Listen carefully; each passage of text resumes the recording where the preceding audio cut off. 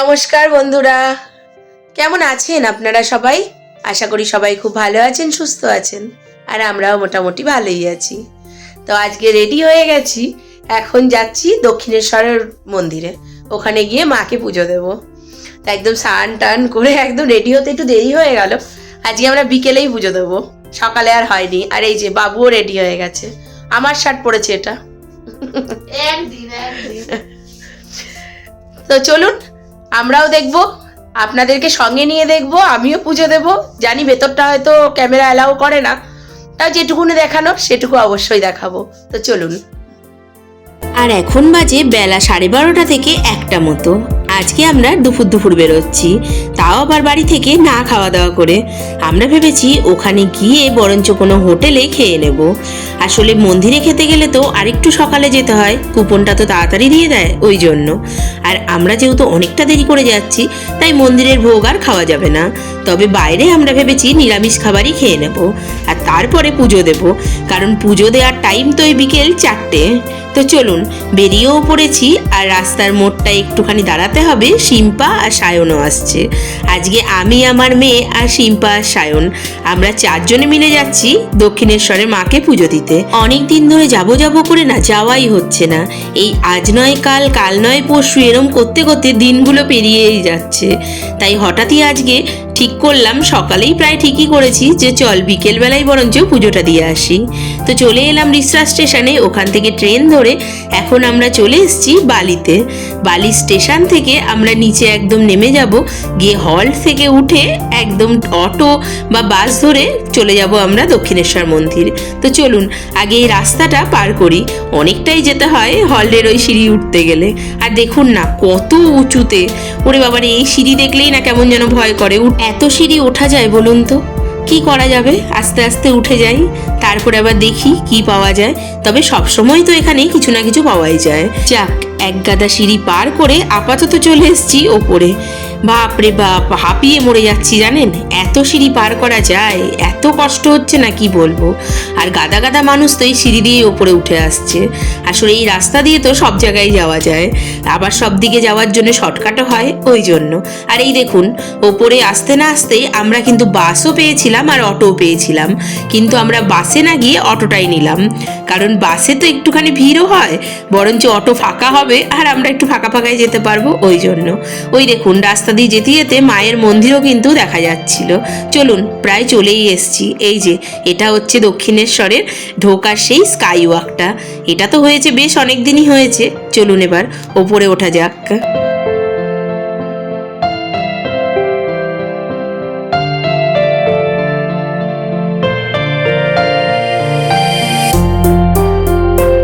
এখানেও না সিঁড়ি দিয়ে অনেকটাই উঠতে হয়, তবে যাকে আমরা উঠেও পড়েছি, কিন্তু নিচে না লিফটও ছিল, ওই যে আমার মেয়ে এখন দেখাচ্ছে। আমরা তো আর দেখিও নি আর খুঁজিও নি, ওই জন্য সিঁড়ি দিয়েই উঠে পড়লাম। চলুন এবার এই রাস্তা ধরে যেতে হবে বেশ অনেকটা। আর এই স্কাই ওয়াকে ওঠার জন্য কিন্তু অনেকগুলো গেট আছে, 1 নম্বর 2 নম্বর 3 নম্বর, যার যেদিক দিয়ে সুবিধা হয় তারা সেদিক দিয়ে ওঠে। আমাদের এই দিকটা পরে, আমাদের এটা সুবিধা হয়, আমরা এদিক দিয়ে উঠে পড়লাম। দেখেছেন ভেতরটা কি সুন্দর? অবশ্য আপনারা সবাই দেখেছেন, এটা তো আর নতুন হয়নি, অনেক দিন হয়েছে। আর মোটামুটি সব মানুষই দক্ষিণেশ্বরে এসেছেন, তবে যারা অনেক দূর থাকেন তারা হয়তো দেখেননি। মোটামুটি আমাদের কাছাকাছি সবারই দেখা হয়ে গেছে। কিছুটা এরকম আসার পরে দেখুন, যেই রাস্তাটা দিয়ে আমরা মন্দিরের দিকে যাচ্ছি সেই দিকটা না সব এরকম প্রসাদের দোকান। মায়ের মন্দিরে পুজো দেওয়ার জন্য যা যা সামগ্রী লাগে সবই এখানে পাওয়া যাবে। তবে একটা প্রবলেম হয় জানেন, এখান থেকে যদি নেওয়া হয় মানে ডালাটা, তাহলে না এখান থেকে তো আর জুতো খুলে যাওয়া যাবে না, তাই জুতোটা আবার পরেই যেতে হয়। আর গিয়ে না ওখানে আবার টাকা দিয়ে জুতো মোবাইল রাখতে হয়। কিন্তু ভেতরে যে মন্দির চত্বরের মধ্যে প্রসাদের দোকানগুলো আছে, সেখান থেকে ডালা নিলে কি হয়, ওখানেই ব্যাগ, তারপরে মোবাইল, জুতো সবই রাখা যায়, ওই জন্য ওখান থেকে নিলেই না সুবিধা। তবে আজকে আমরা ভেবেছি জানেন তো, যাই করি না কেন ওপর থেকেই নিয়ে যাব। আর এমন সবাই হাকডাক করে না, খারাপও লাগে জানেন, বলে সব রকম দামের আছে, হাত ধরে ধরে টানতে থাকে। যদি বলি না অত নেবো না, বলবে 20 টাকার নিন, 15 টাকার নিন, যেটা আপনার ইচ্ছা সেরকমই নিন। বেশ খারাপ লাগে জানেন। আসলে ভেতরের দিকটা তো বেশি বিক্রি হয়, মানে মন্দিরের চত্বরে ভেতরে বেশি বিক্রি হয়। তাই ভেবেছি আগে একটু নিচটা দেখে আসি, বা খাবার দাবার কিছু খাওয়ার থাকলে খেয়ে নিই, পরে এসে এখান থেকেই আজকে আমাদের ডালাটা নিয়ে নেব। আর জুতো, মোবাইল আর ব্যাগটা বরঞ্চ পয়সা দিয়েই না হয় নিচেই রাখবো। চলুন, চলে এসছি একেবারে মন্দিরের গেটের সামনে। এই যে এটা হচ্ছে মন্দিরের গেট। এই গেটের মধ্যে দিয়ে ঢুকলেই পৌঁছে যাব মন্দির চত্বরে। আর বাদিকটা করে রয়েছে গঙ্গার ঘাট, মানে ফেরিঘাট। এখান থেকে কিন্তু আবার বেলুড় মঠ অব্দিও যাওয়া যায়, তবে অনেকটা টাইম লাগে জানেন, প্রায় 40 থেকে 45 মিনিট। আর দেখুন না, ভেতরে এসেছি, এত গরমের মধ্যেও মানুষের ভিড়টা দেখেছেন? এত ভিড় হয়েছে, এত ভিড় হয়েছে কি বলবো, আমরা না ভাবতেই পারিনি এত ভিড় হবে। আর দেখুন না, মন্দিরটাকে কি সুন্দর লাগছে। বেশ খানিকক্ষণ আমরা এদিক ওদিক ঘুরে নিয়ে ভাবলাম আমরা আগে একটু খেয়েই নিই, কারণ খেতেও টাইম লাগবে। তারপরে আবার ওদিকে মন্দিরের সব যা এখন থেকেই দেখছি লাইন পড়েছে, তার উপর তো লাইন দিতে আরো দেরি হয়ে যাবে। আর অনেকটা বেলাও হয়ে গেছে, তো বেশ খিদেও পেয়েছে। তো আমরা স্কাই ওয়াকের পাশ দিয়েই চলে আসলাম। আর ওখান দিয়ে 2 মিনিট হাঁটতে না হাঁটতেই প্রচুর হোটেল আছে। এখানে সব রকম হোটেল আপনারা কিন্তু পেয়ে যাবেন। তবে জানেন তো, যখন স্কাই ওয়াক ছিল না তখন মন্দির চত্বরের মধ্যেই কিন্তু এই হোটেলগুলো পাওয়া যেত, প্রায় আজ থেকে অনেকগুলো বছর আগে অবশ্য। তবে এখন আর সেখান থেকে উঠিয়ে দিয়েছে, তাই একটু স্কাই ওয়াকের পাশ দিয়ে হেঁটে আসতে হয়। তো আমরা তো জানেন ভেতো বাঙালি, দুপুরবেলা একটু ভাত না হলে চলে বলুন। তাই আমরা একটা হোটেল দেখে চলে আসলাম, তাও আবার নিরামিষ হোটেল, যেখানে আজকে ভাত ডালই খাবো। তবে নিয়ে নিয়েছি ভাত, ডাল, একটা তরকারি আর ভাজা। তবে খাবারটা দিয়েছে ঠিকই, কিন্তু মোটামুটি ঠিক আছে, মানে ওই রাস্তার হোটেল, খুব একটা ভালো না, আবার খুব একটা খারাপও না, ওই চলে যাবে এইটুকুনি। আমরা সবাই মিলে বসে পড়েছি। তবে আমি, আমার মেয়ে আর শিম্পা মিলে খেলাম হচ্ছে ভাত, ডাল, তরকারি, আর শিম্পার ছেলে খেলো পরোটা। খাওয়া দাওয়া তো কমপ্লিট। ও হ্যাঁ, আর একটা কথা, যেহেতু এই মন্দিরে সকাল বিকেল পুজো হয়, তাই জন্য এখানে নিরামিষ খাওয়া দাওয়া করেও কিন্তু পুজো দেওয়া যায়। আমরা স্কাই ওয়াকের ওপরে উঠে যেই দোকানটা থেকে ডালা নিচ্ছিলাম, সেখানে না ফটো তুলবো বলে দাঁড়িয়েছি, আর ওই দাদা না বড় বড় দুটো ডালা আমাদের দুজনের হাতে ধরিয়ে দিয়েছে। আসলে ওইগুলো কিন্তু আমরা একদমই কিনিনি, এই যে হাতে এখন যেগুলো দেখছেন এই ডালাটাই নিয়েছি। কিন্তু উনি আমাদেরকে জোর করেই হাতে ধরিয়ে দিল, আমরা কিন্তু নিতে চাইছিলাম, কিন্তু উনিই বললেন ফটোটা তুলে নিন, ভালো আসবে। চলুন এবার লাইনে গিয়ে দাঁড়াই। পুজো দেয়া কমপ্লিট। যা ভিড়, সেই ফেরিঘাটের ওখান থেকে লাইন দিয়েছি, সেই লাইন, তবে লাইন তাড়াতাড়ি এগিয়ে গেছে, কিন্তু ফেরিঘাটের ওখান থেকে লাইন অনেকটা দূরে। আমরা কোনোদিনও এত দূরে লাইন দিইনি। আর এই যে পুজো পাল হয়ে গেছে, ব্যাগও পেয়ে গেছি, 2টো ব্যাগ আর 3টে মোবাইল দিয়ে কত নিয়েছে? 30 টাকা। আর জুতোর ওখানে কত? 12 টাকা। জুতোর ওখানে নিয়েছে 12 টাকা। এখনো জুতো পাইনি, শুধু ব্যাগগুলো পেয়েছি, ফোনটা পেয়েছি। মায়ের ওখানে তো ফোন নিয়ে ঢুকতে দেয় না, তাই কিছু করতে পারিনি ভিডিও, এবার ভিডিও করব। চলুন, আসল কাজ তো হয়েই গেছে, মায়ের কাছে পুজো দেয়া, আর অনেকটা ভিড়ও ছিল বলে বেশ খানিকক্ষণ লেগেও গেল। তবে এখানে একটা সিস্টেম ভীষণ ভালো, যতই আপনি লাইনে অনেক দূর দাঁড়ান না কেন, যখন পুজো দেওয়ার টাইম হবে তখন কিন্তু বেশ তাড়াতাড়ি টেনে নেবে জানেন, তখন আর বেশিক্ষণ দাঁড়াতেই হয় না। ওই যে আমরা প্রায় 40 থেকে 45 মিনিট মতো লাইনে দাঁড়ালাম, কিন্তু তারপরেই যখন মায়ের মন্দির খুলে গেল, তখন বলতে নেই 15 থেকে 20 মিনিটের মধ্যেই কিন্তু আমাদের পুজো দেওয়াও হয়ে গেল। বেশ তাড়াতাড়ি কিন্তু পরপর সবাইকে ঢুকিয়ে দেয়। আর এই দেখুন, ভেতরে ঢোকার পরে এটা হলো আমাদের রানীমার মন্দির, মানে যেই রানীমা আমাদের এই দক্ষিণেশ্বর মন্দিরটা প্রতিষ্ঠাতা করেছিলেন, রানী রাসমণি। ওনার মন্দিরটাকে কিন্তু বেশ সুন্দর করে সাজিয়েছে বলুন। সত্যিই তো, উনি আজকে আমাদের দক্ষিণেশ্বর মন্দিরটা প্রতিষ্ঠা করেছিলেন বলেই তো আমরা এত সুন্দরভাবে পুজো দিতে পারি। আর উনিই সেই তখনকার দিনের অভিজ্ঞ মহিলা। ভাবা যায় বলুন, যে টাইমটাতে মেয়েদেরকে সম্মানই করা হতো না, সেই টাইমটাতে জন্মে উনি কিনা এত বড় মনের একটা মানুষ হয়েছিলেন, এত ভালো ভালো কাজ করেছিলেন যে সবার প্রিয় রানীমা হয়ে উঠেছিলেন। আপনাদের সাথে কথা বলতে বলতে গঙ্গার এই পাশটা করে আমরা চলে এসেছি। আর দেখেছেন এই মন্দিরগুলো দেখা যাচ্ছে, এগুলো কিন্তু সব শিব মন্দির। মন্দিরে আমরা যেই গেট দিয়ে ঢুকলাম, আবার লাইনে দাঁড়ানোর পর কিন্তু আর একটা গেট পড়ে, এখানে ঢোকার জন্য মোবাইল, ব্যাগ, জুতো সব আগে জমা করতে হয়।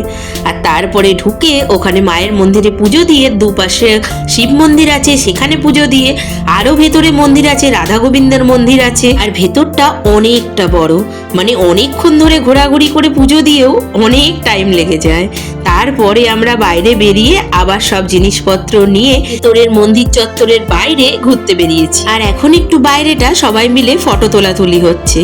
এরপরে আপনাদেরকে নিয়ে যাব মন্দিরের ভেতরেও, বলেছিলাম না মন্দির চত্বরের ভেতরেও কিন্তু ডালা বা প্রসাদের ব্যবস্থা আছে, অনেক দোকান আছে। আর এই দোকানগুলো না অনেক পুরনো, স্কাই ওয়াকের উপর তো নতুন হয়েছে, আর এইগুলো অনেক পুরনো দোকান।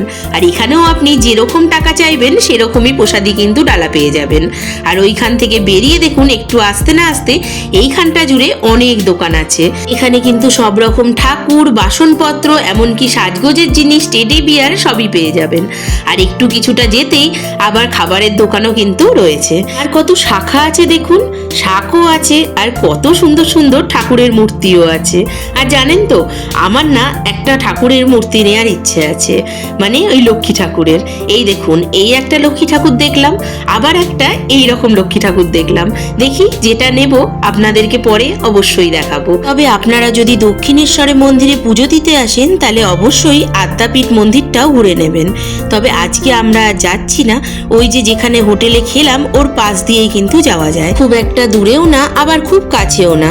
আপনি চাইলে হেঁটেও যেতে পারবেন, আবার 10 টাকা দিয়ে অটো ভাড়া করেও কিন্তু চলে যেতে পারেন। তবে এরপর অবশ্যই আমরা একদিন কিন্তু আদ্যাপীঠ মায়ের মন্দিরেও পুজো দিতে যাব। হয়ে গেছে পুজো দেয়া, মন্দির দেখা সব কমপ্লিট, এবার চলে বাড়িতে।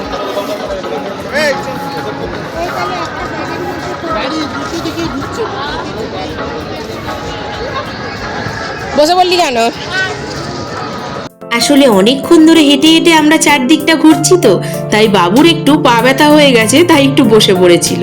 আর এখন পেয়ে গেছে নাকি ওদের জল তেষ্টা, লেবু জল দেয়া হলো, আর আমরা নিয়ে নিলাম আমাদের জন্য চা, কারণ সন্ধে হয়েই গেছে, এখন আর আমাদের ওই লেবু জল খেতে ইচ্ছা করছে না, একটু এনার্জিও তো দরকার বলুন। তাই আমরা খেয়ে নিলাম চা বিস্কুট, আর তারপরে উঠে পড়েছি আবার সেই স্কাই ওয়াকে। তবে যাওয়ার সময় আপনাদেরকে দোকানের ওই পাশটা দেখিয়েছিলাম, আর ফেরার সময় দোকানের এই পাশটা। আর এই দিক করে রয়েছে অনেক ঠাকুরের ফটো, তারপরে বই, আর অনেক ঠাকুরও কিনতে পাওয়া যাবে। তবে এই দিকটা করে কিন্তু একটাও প্রসাদির দোকান নেই। আর আমার মেয়ে দেখুন এখান থেকে নিয়ে নিল একটা হনুমান চল্লিশা। আর দেখুন না এখন স্কাই ওয়াকটা কি সুন্দর লাগছে, চারিদিকটা লাইট জ্বলে উঠেছে তো ওই জন্য দারুণ লাগছে। তবে এই যে নিচে নেমে পড়েছি, তবে আমাদেরকে যেতে হবে রাস্তার এপার থেকে ওপার। আর ওপার যাওয়ার জন্য বুঝতেই পাচ্ছেন এই মাঝখানের রাস্তা দিয়ে তো যাওয়া যাবে না, এটারও কিছু রুলস আছে, তো কিছুটা হেঁটে এসে তবে এপার হতে হয়েছে। আর এপারে হয়েই দেখুন একটু হাঁটতে না হাঁটতে একদম স্কাই ওয়াকের অপোজিটেই কিন্তু অটোগুলো দাঁড়িয়ে আছে। আর ওই অটোতে করে আমরা 10 টাকা ভাড়া দিয়ে চলে আসলাম একদম বালি হল্টে। তো বালি হল থেকে এবার আবার সেই সিঁড়ি দিয়ে নামতে হবে, পর শুধু ট্রেনটা পাওয়ার অপেক্ষা। তবে জানেন তো, আমাদের বাড়ি থেকে দক্ষিণেশ্বর মন্দির অবধি যেতে আমাদের কিন্তু লেগেছে ওই মোটে এক একজনার 25 টাকা করে। মানে আমাদের বাড়ি থেকে স্টেশন অবধি আসতে লেগেছে 10 টাকা, তারপরে ট্রেনে করে বালি হল অবধি আসতে 5 টাকা, আর বালি হল থেকে অটো করে মায়ের মন্দির অবধি যেতে লেগেছে 10 টাকা। এই দেখুন আপনাদের সাথে কথা বলতে বলতে কিন্তু আমরা বাড়িও পৌঁছে গেলাম। এই যে যেই জিনিসগুলো এনেছি সেইগুলো, একটা ত্রিশূল, নন্দুকে দেখাও, এই যে আমাদের শিবের নন্দী, নন্দু নন্দু, ফিরুঙ্গু, আর একটা খুব কাজের জিনিস এনেছি। আমাদের ঘরে সব রকম ঠাকুর থাকলেও যে ঠাকুর ছিল না সেটা হচ্ছে লক্ষ্মী ঠাকুর, তাই আমি একটা লক্ষ্মী ঠাকুরের মূর্তি এনেছি। এই যে মা লক্ষ্মী, কেমন হয়েছে বলো? একটু সামনে দিয়ে দেখাও। আমার তো ভীষণ ভালো লেগেছে। মা লক্ষ্মী, আর কিছুই না, এগুলোই নিয়েছি। আর এই যে পোশাক।